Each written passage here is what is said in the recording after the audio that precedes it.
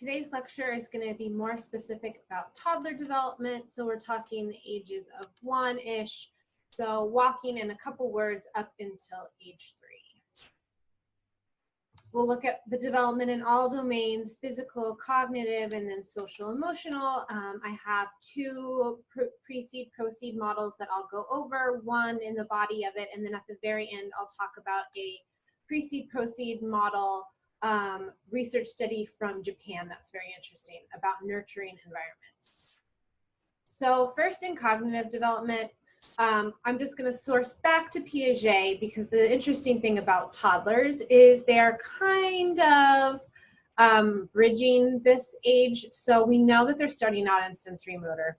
For sure, they're still really curious about their world. They're trying to be mobile. They're working on their mobility skills in order to go around and use their senses when exploring their world. And a lot of that is oral motor, putting things in their mouth, exploring it that way, turning it around, looking at it, throwing it, seeing how they can work with objects in their space, and then what objects they can't pick up, how they can kind of work around them. It would be interesting to look at toddlers if you're ever at like a more nature park like Discovery Lake or something like that, how they work with obstacles that they can't move or change, like lakes, streams, boulders, rocks, trees, large logs, and see how novel they are in their approach to things like that. We have a lot of experience with logs and streams. Well, we probably should. Less and less. We're probably a generation that's had less contact with the natural world. But we know about these things a little bit. We know that water is wet. We know that we're going to be uncomfortable if we get wet, but they don't have that kind of understanding of those things. So if you're ever out and about, please watch how children navigate natural obstacles in their space. They're very novel in their approaches. They'll get down on their stomachs and look at it. They'll turn around. They'll roll over it, whereas we're bigger and stronger and we will just jump over things. But they have to be, they're more curious and they're more into exploring their natural world with their senses by smelling it, tasting it, all that type of stuff. The language that they use in sensory motor as well is very much for demands. So wanting to know that's what my daughter says a lot. That, because she wants to know the words so that she can communicate with me. This week she's very into understanding and cataloging stuffed animals in her life. So her sisters have loveys. They each have a particular one, a monkey, and it's like one of the twins has some kind of aquatic zebra or something like that. And then she has wolves. And so she's been working this week on cataloging them, like who they belong to, what color they are, what their names are. Is it pink? Is it monk? That type of stuff. So she's demanding from me that I give her the words so that she can make sense of the world around her and start to kind of apply some of the language in that kind of sense. And then object permanence as well. I was trying to link a video of her playing peekaboo with me. She knows that I don't disappear when she puts the blanket over her head, but she still at 18 months gets a kick out of the whole idea of covering her face, everything disappears, and then we come back.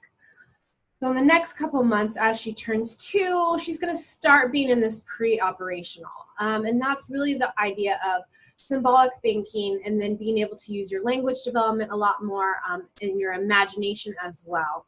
But they are never really at 7 years old, even by 7, not going to have this kind of complex abstract thought. At 2 years old, though, they're in the very, very beginning stages of pre-operational. So proper syntax is want bagel, and then by 3, I want bagel, something like that. Whereas a 7-year-old has much more ability to use complex thought. Like my 6-year-old's telling me, oh, those owls have talons. So they have some vocabulary. They can describe what kind of claws an owl has, and they have more ability to use syntax and grammar to express concepts that they want me to understand when we were at the zoo. But my 2-year-old is not going to have that kind of ability. It's just going to be using adverbs, pronouns, verbs, action verbs, things like that. But it is helping her understand symbolic thinking. And then also conservation as well will start to be developing in these pre-operational stages, but 2 to 3, it's still very young, it's very limited. So in our next kind of PowerPoint, we'll talk more about pre-operational when it comes to preschoolers, because this is where you see conservation of liquids and things like that start to develop more readily. But in our 2-year-olds, I just bring it up because they are leaving sensory motor and they're entering pre-operational, and they are using their language less so for wants and needs, which are still important, and toddlers should understand that, and they should understand that communication can be used to have your needs met and your wants met, but they're also being able to understand that using language, they can start to express concepts in their lives, which are most likely around food. They still are toddlers. I do want to talk about brain development. We all know that the first 3 years and the first 5 years are really, really important for brain development. And we know that for our toddlers, a lot of it is in the prefrontal brain. So that's the first beginning part of your brain. And this is where a lot of the cognition is located, and the cognitive ability is in our prefrontal cortex. And so we know that that area is an area that's growing. It's making a lot of neural connections in these couple years as they start to learn things and explore their environment. They're making connections in their brain that will last them forever. It's also where the idea of pruning comes in. So it's kind of that use it or lose it. So if you're not using your neural connections, they will be pruned, they'll be removed. Those neural connections will be lost because they're not being used. So that's why we want to have very language-rich environments, very literacy-oriented. So for toddlers, that's just kind of exposure to books. That they go outside and they have a varied life outside of their home with playgrounds and people and restaurants and things like that in order to learn from the world around them, because we know that children learn through play. And then their hippocampus, so that's deep, deep, deep in the brain. That is where our long-term memories are possible, and that's kind of what's interesting about memory. So on this right-hand side, I have, now the toddlers are older, they're starting to get and retain explicit memory. So facts, names, events, conscious memories, and that's why they're kind of entering the pre-operational stage, and that's why parts of Piaget's stage theories have been validated by brain science, is names and conscious memories and events, and the ability to catalog is starting to grow at this point. They have that explicit memory. Before that, the brain really had just kind of implicit memory, so feelings, consciousness, motor ability, muscle memory, that type of stuff, which is really important. That leads to our trust versus mistrust, so that you have feelings, you have some conscious abilities, even as an infant, but it's not really an explicit thing that you can draw on in order to kind of use cognition. So that's the great thing about toddlers, is that their brains are now getting bigger and they have more neural connections in order to give them more of these memory abilities. On the left-hand side, I just have a funny thing about the toddler brain, because we know that they are growing a lot, but with this growth also comes a lot of social and emotional issues with, you know, whining and temper tantrums, biting, because their physical ability and their need and want to play is sometimes unmatched by their cognitive ability. They know a lot and they are learning stuff every day, but a lot of it is Elmo related or Goodnight Moon related, and it's not really strong cognitive ability, and that's why we sometimes have temper tantrums at this age. So when we come to language development, I do talk about Skinner again. He is our conditioning guy, operant conditioning guy. He had his birds that he did a lot of tests on, but he did have some really great thoughts on language. And he really thought that it was based on learning, and that children learn language because parents speak to them. They make noise, they babble, we look back at them, we babble back to them, and that's how we reinforce it. And with our toddlers, they say go, we say go outside. And so we're teaching them just very intuitively 2-word sentences. You know one word, go, I'm gonna give you 2 words, go outside, something like that. So that's what a lot of our thoughts on toddlers are still kind of based on this. So if you look at the studies that, or the work that First 5 does here in San Diego, it's a lot of the idea of speaking with your child, working with your child, and playing with your child. So getting down on the ground and playing with your toddler in order to increase their language development. I've shared before that my twins had a little language delay, and so we did do a kind of a toddler class with them through First Five in Oceanside. And it was like a 6 weeks class, an hour and a half each week with a bunch of other families where we learned how to play with them. And not just how to play with them, but how to bring language into the play that we were doing and how we could reinforce it by having really short conversations with them like that. So a lot of the work that we do is still based on that, especially because studies have shown that children from lower socioeconomic status are just not as exposed to language, just physical words that they're hearing on a daily basis, as maybe children from higher socioeconomic status. I think it's like 20,000 words or something like that, that a child from the middle class is hearing, and it might be in the much lower thousands with children from lower socioeconomic status. And they're thinking that that is hurting language development, which will then hurt cognition, hurt ability later in life for some of these toddlers. So working on getting more language and more print into the work that we do with children. I see that in my own life. Whenever I go to my doctor for my well child, I always get books.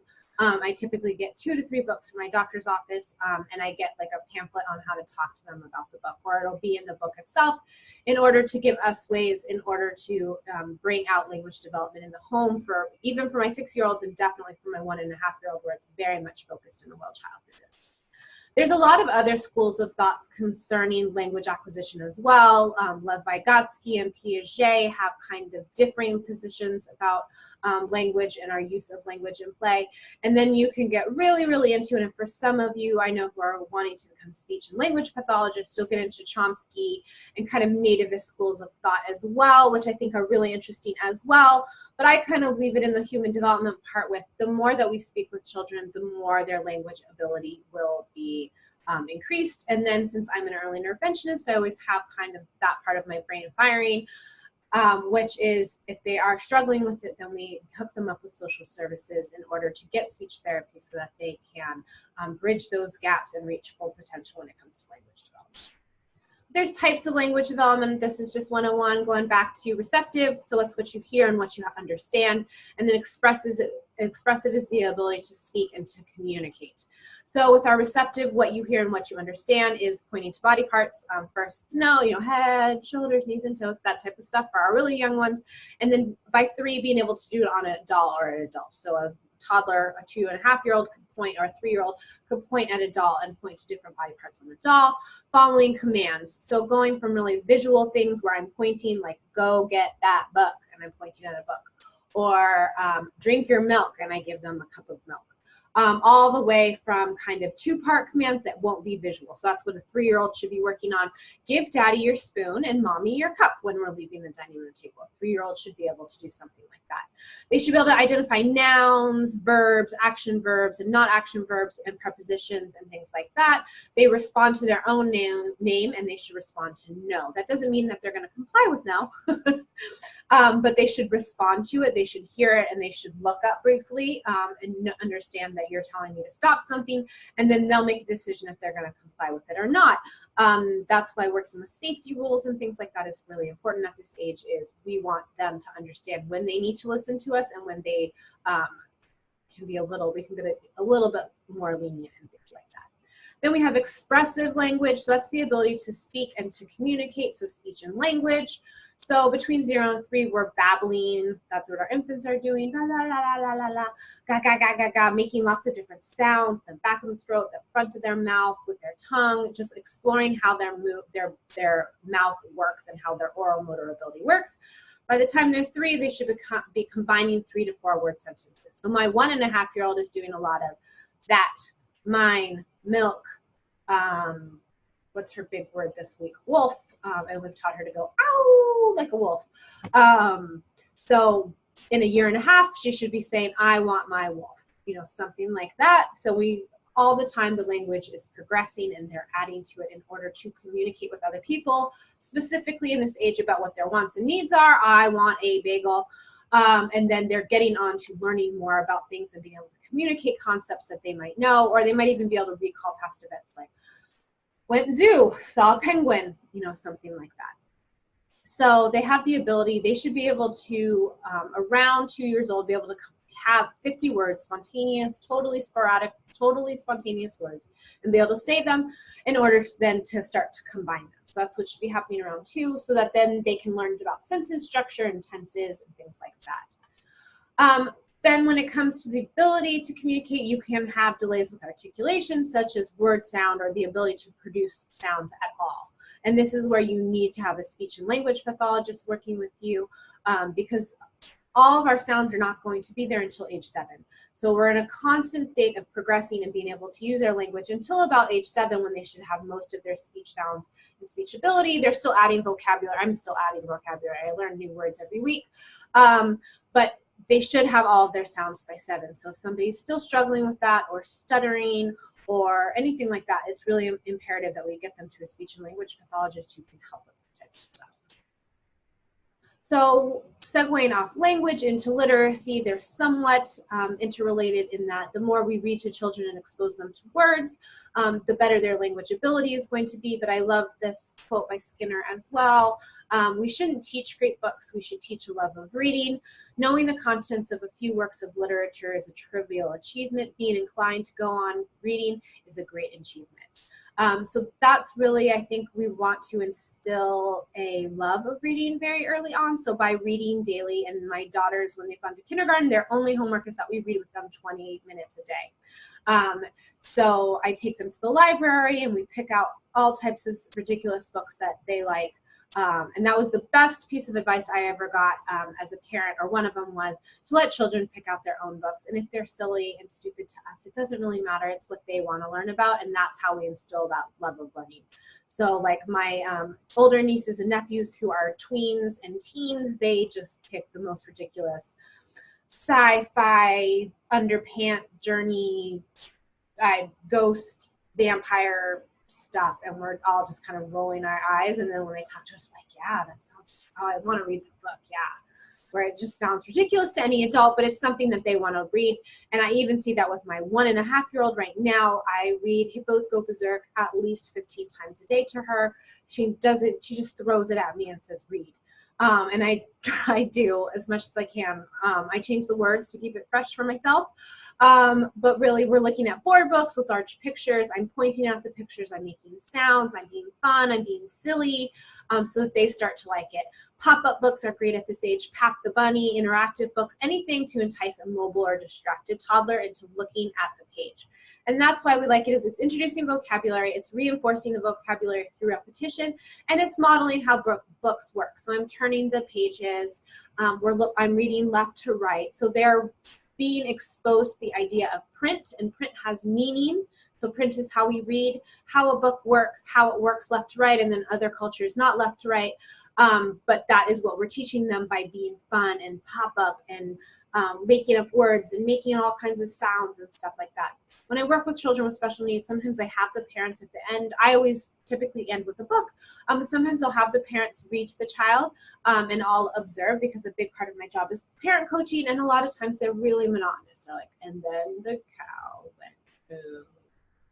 That's not engaging or fun, and so I try to gently coach them to being silly and having fun with it, and meow, and making all different kinds of funny faces and being really engaging in it, so that they start to really engage with the book and have that love of reading, which is something we want them to have throughout their lifespan. We're going to jump into physical development. I started this kind of last week with the infants, where I'm going to give you lots of pictures and talk you through what children should be doing in the months of physical development. So in our 12 to 18 months, that's 1 to 1.5 years old, we're walking. They should definitely be walking by 18 months. If they're not, they need to be referred to social services as well for a possible evaluation. They should be able to pick up toys from the ground. So from the bottom, in one of that picture, that little boy in that brightly covered little jogging suit is picking up toys from the ground and then recovering back up to standing. That requires a lot of balance, core strength, and then physical strength in your legs as well in order to do that. Climb upstairs by crawling rather than using the railing or your hands. They should be scribbling on the paper with their whole fist, something like this, with a big chubby crayon, and then popping bubbles with their fingers so they can isolate their index finger and they can start to pop them. And then they should be able to stack blocks one on top of the other. So 18 to 24 months, so 1.5 to 2 years old, they're walking, they're running with control. So they should be able to turn a little bit, not super fast, but they should be able to turn a little bit, avoid obstacles by stopping or going over them, going up and over blocks and things like that. At 1.5 to 2, they should be able to sit on a tricycle. They're not using the pedals like that little girl is. They're pushing their feet on the ground as they go on their tricycle. They have the ability to pick up a ball from the ground and hurl it. Not with a lot of accuracy, but generally towards a target within 3 to 4 feet of it. Scribble with more control, maybe still like this, but they're maybe not doing this inverted fist anymore. They're not doing this. They now have more of this ability, turning pages in a board book, and then stacking a few more blocks. So the little boy on the very top has stacked some blocks, and the best part about stacking blocks is crashing blocks when you're a toddler.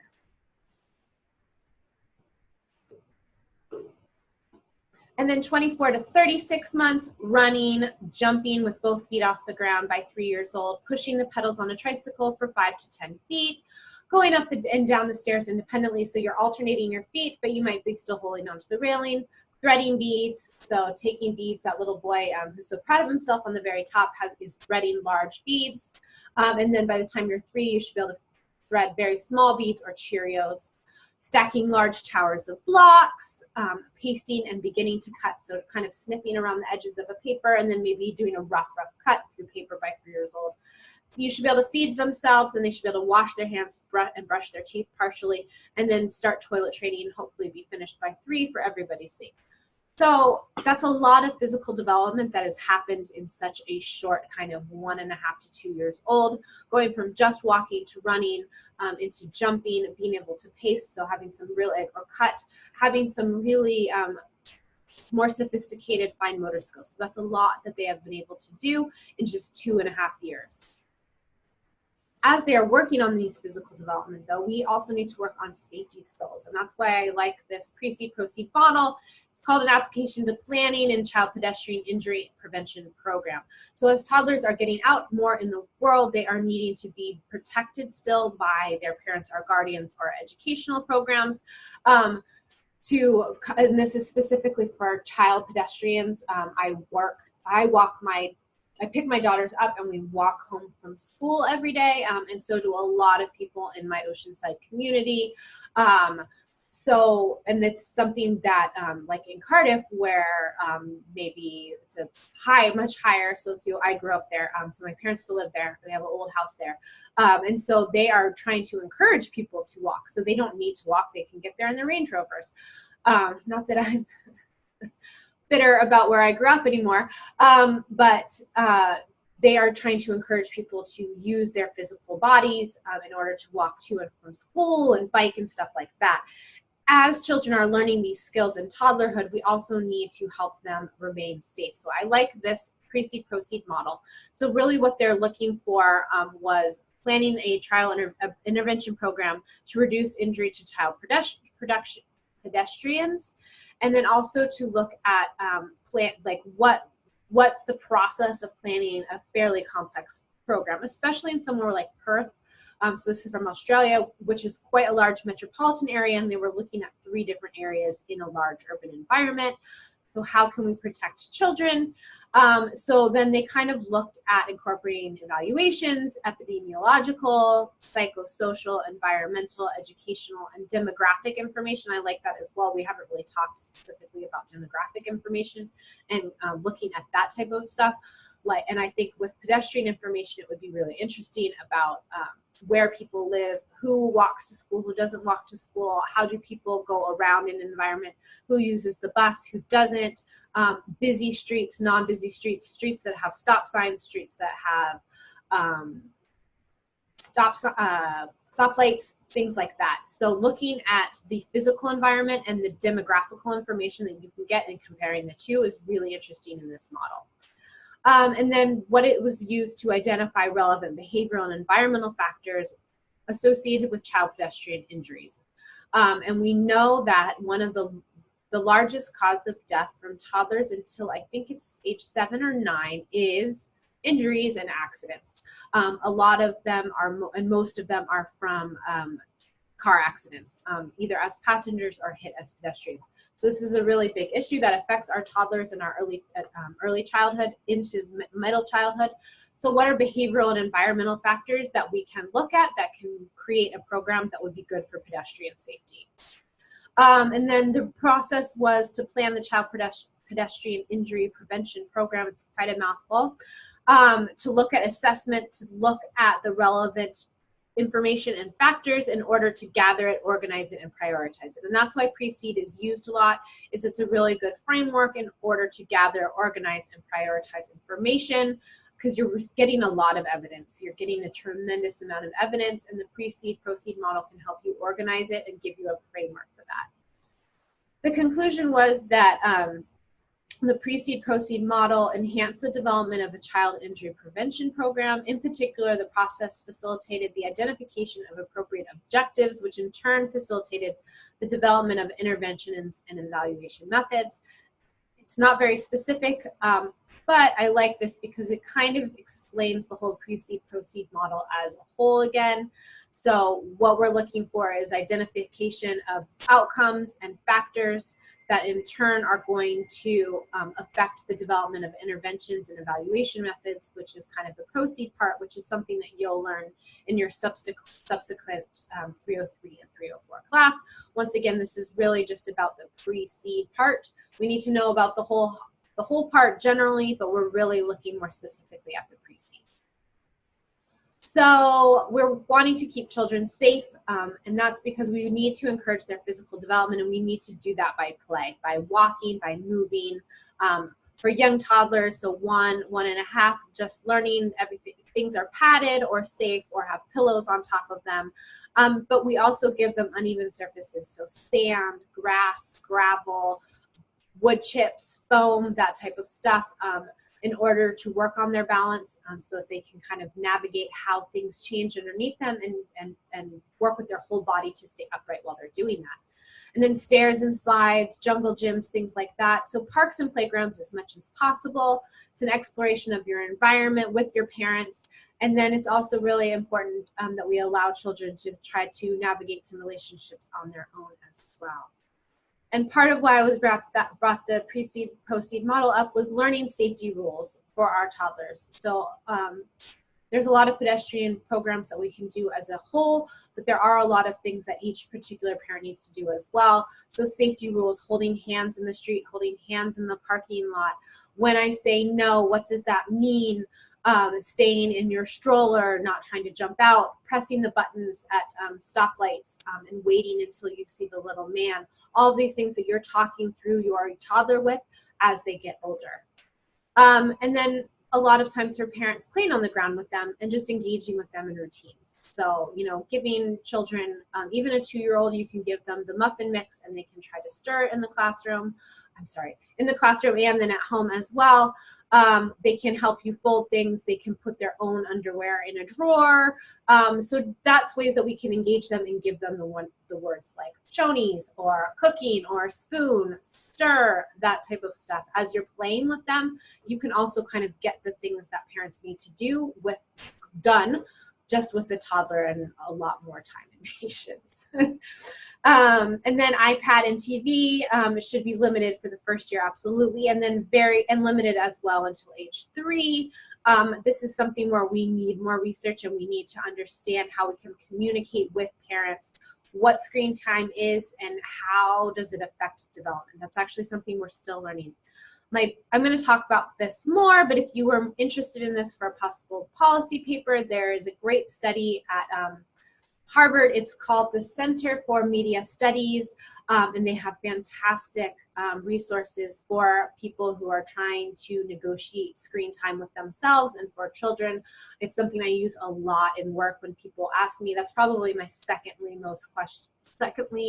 most asked question in work from parents with special needs is my child watching too much TV? And then how can I start to limit it? Or what are the best apps? And I always print out things or I point them to the Center for Media Studies at Harvard. It's got fantastic, very easy to understand information, and they're trying to make it more evidence-based as well.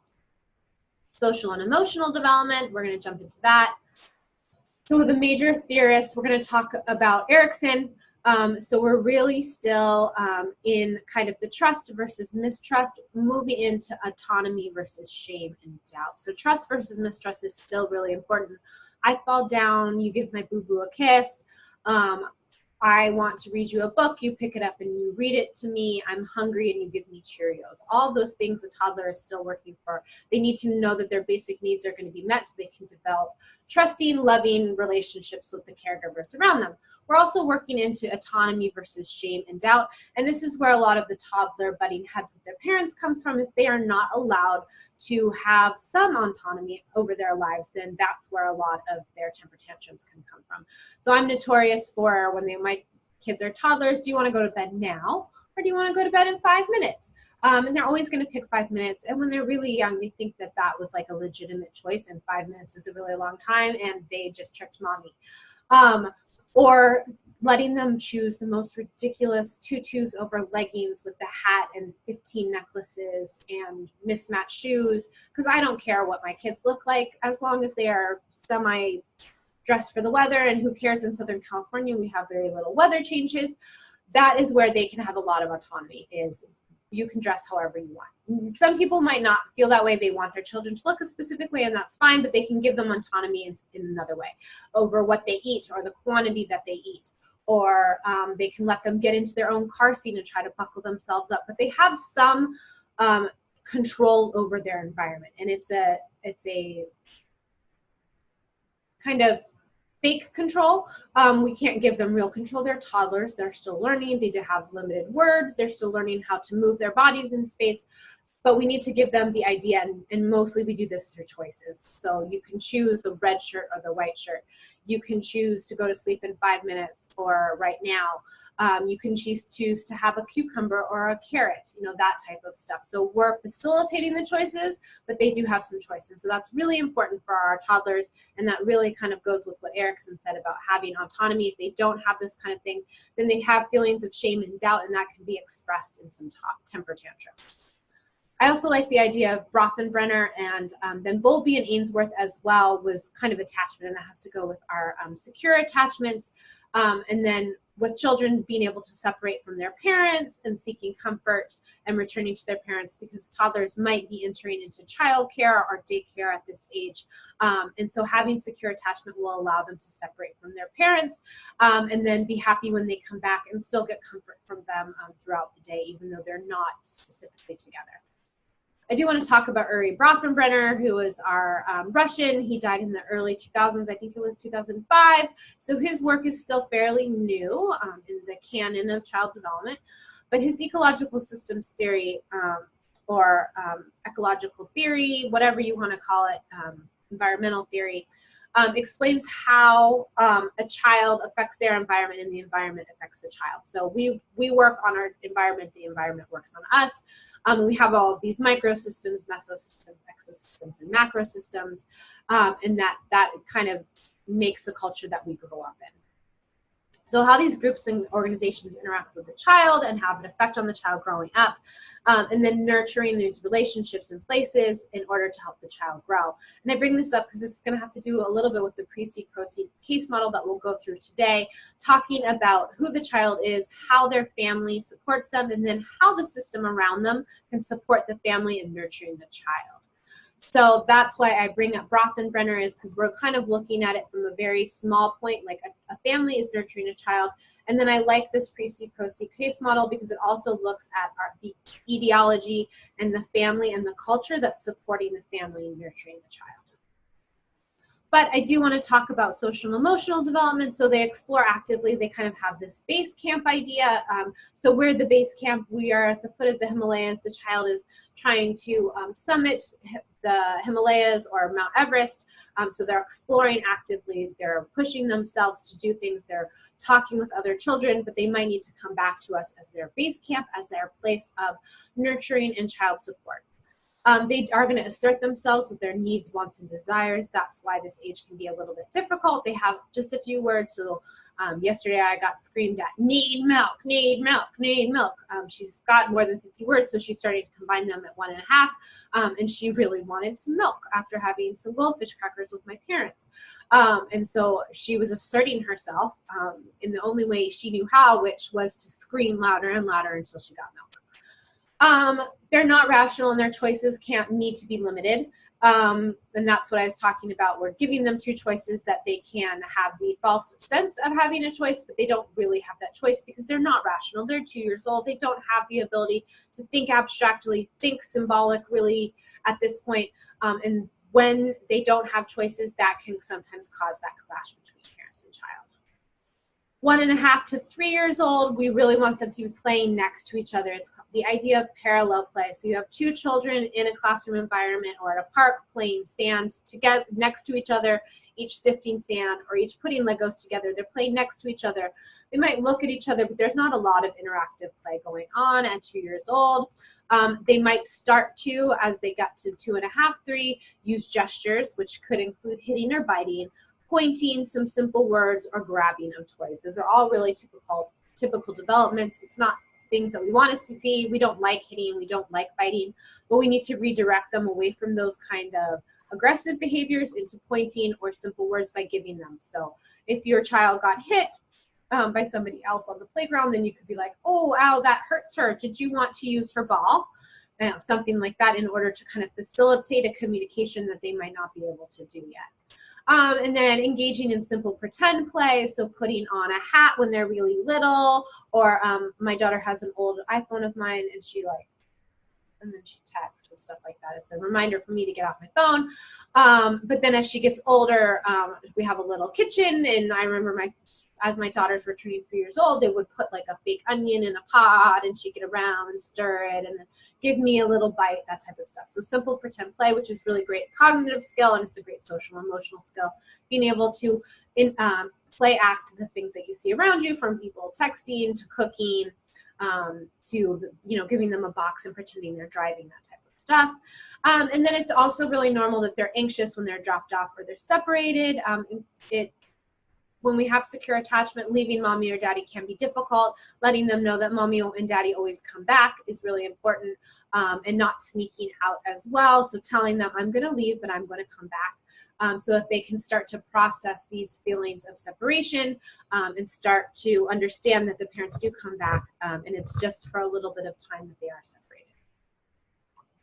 So in conclusion, toddlerhood is fantastic because it's the beginning of social development and the socialization process, and being able to communicate with others and work with others and play with others. And that is going to last your whole lifespan. You're going to have to interact with other humans at one point or another in your lifespan. So we are starting to do that now in toddlerhood. The better and more enriching and more holistic our earlier experiences are, and the response that we get from caregivers really affects our psychosocial or social emotional development through our early adulthood. So the ability to get out and to experience things and to explore things with a responsive caregiver in your life sets you up for having that great ability to socially develop, and then also make some cognitive jumps as well, and learn cognitively and language-wise. But we really need to stay responsive to our child, their temperament and their early emotional states, but just who they are, in order to create these secure attachments and trusting relationships so that a child can go forth, explore, play, learn, communicate, and socialize. That's what we're really working for in these toddlerhood years. So I want to jump into the precede proceed model that I've been kind of working on. So what it is it's called Community Factors to Promote Parents' Quality of Child Nurturing Life. And it's a study from Japan.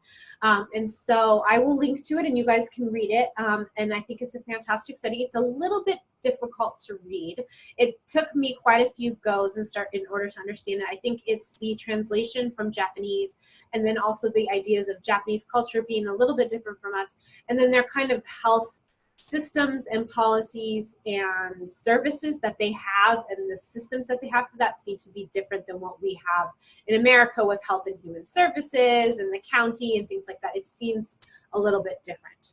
But I do like how it focused on community and how the community can support child nurturing relationships, because I think in toddlerhood that's really difficult. We need to nurture our children, but they can be giving us a hell of a time.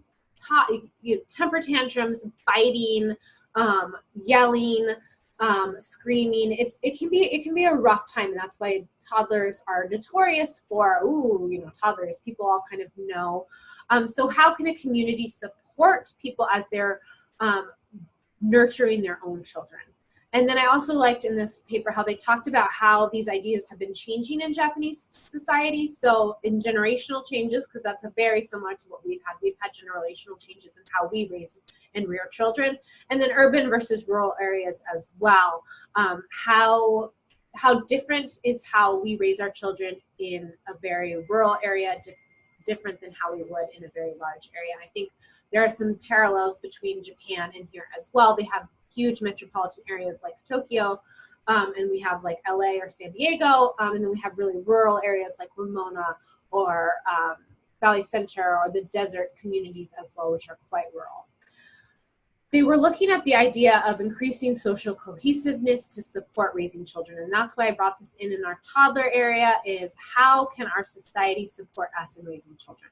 And they had two kind of hypotheses, which is child raising requires a lot of time, and I concur with that wholeheartedly. With 3 children, it requires a lot of my time in order to keep them fed, happy, healthy, at the doctor, going to school, doing homework, reading to them, playing with them, all that type of stuff. And then their second hypothesis was, how can community factors impact the quality of that child raising and nurturing? How can I be supported by my society? The 5 community factors that they looked at were a lifestyle, and the quote is rooted in the ground, and I think that is a Japanese philosophy that I'm not quite understanding of, but it seems to be a focus on nature and being outside and being rooted with your the outside environment and nature as a whole. That's what I think.